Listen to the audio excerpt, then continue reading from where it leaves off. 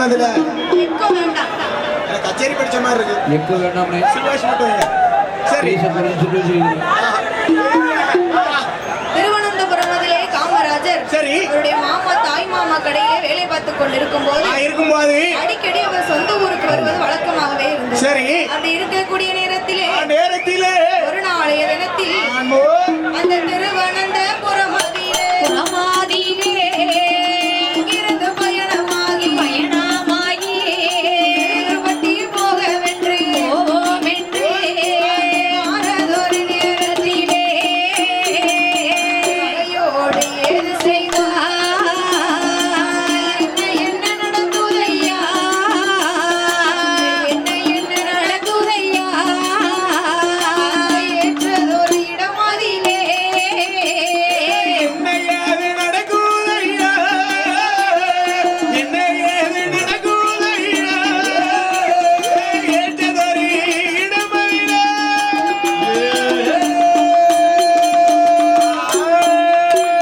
திருவனந்தபுரம் தான் கடந்து நாட்டு பற்று அரசியல் மேல ஆர்வம் இருப்பதால அடிக்கடி விருதுநகருக்கு வருவது வழக்கமையா.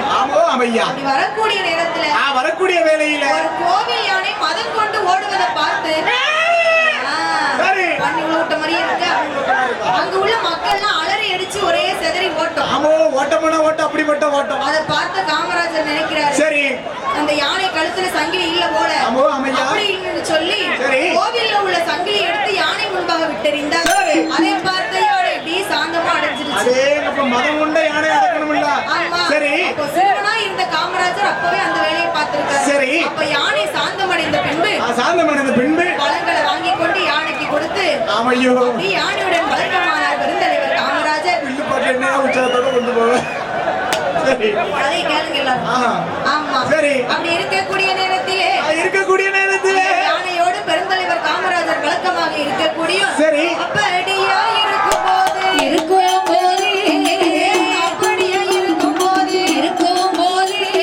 நாட்டு பச்சு கொண்டவரா ஞானம்பிள்ளை என்பவரா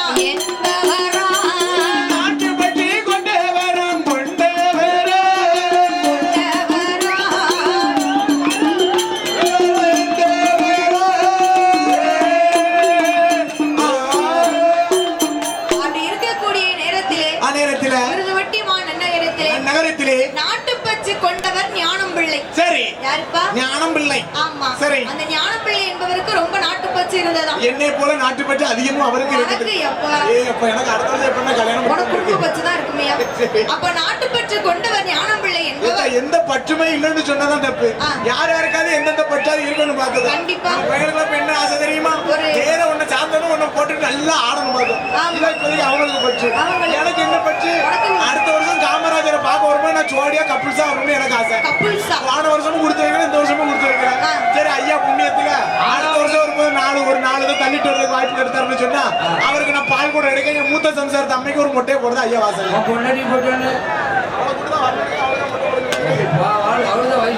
சரி ஆனா உனக்கு இந்த ஜெபத்துல கல்யாணம் நடக்கும். சரி அப்படி நாட்டு பற்று கொண்டவர் ஞானம்பிள்ளை என்பவர் சரி அரசியலை பத்தி ஒரு நாளை தினத்தில் பேசிக் கொண்டிருக்கிறார். அதை பார்த்த கர்ம வீரர் காமராஜர் காங்கிரஸ் மேல் அவருக்கு ஒரு ஆசை வந்துச்சு. தீராத காதல் இல்லவா? என்னது தீராத காதல்? காங்கிரஸ் மேல பசப்பதிக்கு சொல்ல அப்படி நினைச்சிடாத. பசல பூரா மண்ணொட்டுதான் பாட்டி இருக்கு. ஏன்னா ஞானம்பிள்ளை பேசக்கூடிய பேச்சை பார்த்து சரி காமராஜருக்கே காங்கிரஸ் மேல ஆசை வந்திருக்கு. வராதா புண்ண? சரி 1919ஆம் ஆண்டு ஜாலியின் வாழவாத்தி என்ற இடத்திலே காங்கிரஸ் தொண்டர்களை கயர் என்ற வெள்ளையரை சுட்டு வீழ்த்தினர். அந்த செய்தியானது நாட்டே கண்ணீர் விட செய்ததாயா. அதை கேட்ட காமராஜர் காங்கிரஸ்ல சேர்ந்து எப்படியாவது நாட்டுக்காக உழைக்கணும் அப்படி என்று சொல்லி விருதுநகரிலே நடந்த கூட்டங்களில் கலந்து கொண்டு கர்ம வீரர் காமராஜர் என்ன பேசினாரானா, அயலானை விரட்ட வேண்டும், அயலானை விரட்ட வேண்டும், அடிமதனை ஆற்ற வேண்டும், சட்டமெல்லாம் நமக்கு இருக்கு, சட்டமெல்லாம் நமக்கு இருக்கு, திட்டமோடு கூடினாரே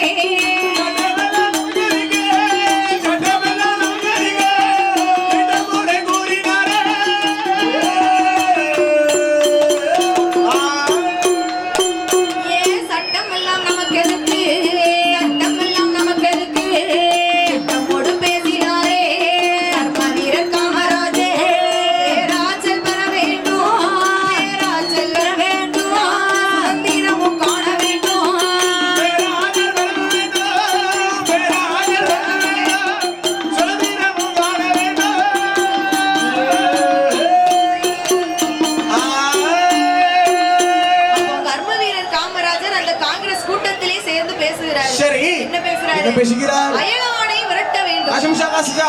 என்னையா? அண்ணே பாச. ஆமா. சரி. அயலானை விரட்ட வேண்டும், அடிமைதனை அகற்ற வேண்டும், ஆசம்சா சாசா.